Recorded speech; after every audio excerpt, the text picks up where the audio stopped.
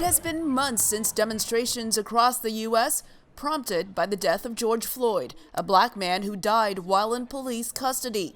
In a country with a decentralized law enforcement, some changes at the local level have taken place, says Scott Roberts with Color of Change. We've seen activists electing more reform-oriented prosecutors all around the country. But support for the Black Lives Matter movement has cooled since June. A recent Pew Research Center survey finds 55% of American adults express some support for the movement compared to 67% in June during the height of the protests. But the support among Asians and Black Americans has remained largely unchanged. Some 87% of African Americans say they support the movement. Priority for me and for Color of Change is reducing the size and scope of policing.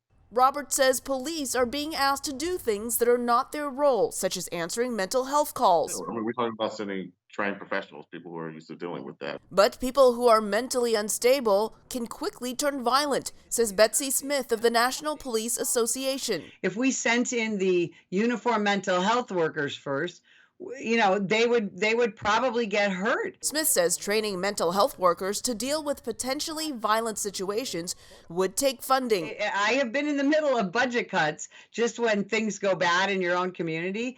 And you know what goes first is all the community policing programs, and you know what goes second? All the ancillary training. In a Police Executive Research Forum survey of U.S. police departments, close to half are expecting a decrease in department budgets, says the think tank's Chuck Wexler. Big places like New York would lose $1 billion. The Los Angeles police lost $150 million of its budget. Even with the push to defund the police, a Gallup poll finds 81% of Black Americans in June and July want the same or more police presence where they live. You can't take funding away from your police department and then expect to have low crime. To me, the answer is, not defunding per se, but investing. There can be what we talk about is the need to radically blow up training and think about it differently. Criminality is not race-based. Black people are about 13% of the American population,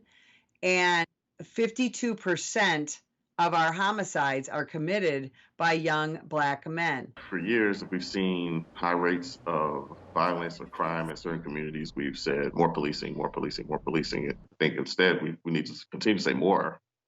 More resources should go into those communities, but a different type of resources. Robert says ending violence starts with solving social issues by providing resources to communities in need. One of the things that we need to invest in are kind of those basic things that help communities become more stable: education, housing, healthcare. We need to provide for people's survival. The changes these protests can cause at the state level will depend on what lawmakers decide to do when they are back in session next year. Elizabeth Lee, VOA News, Los Angeles. Good afternoon.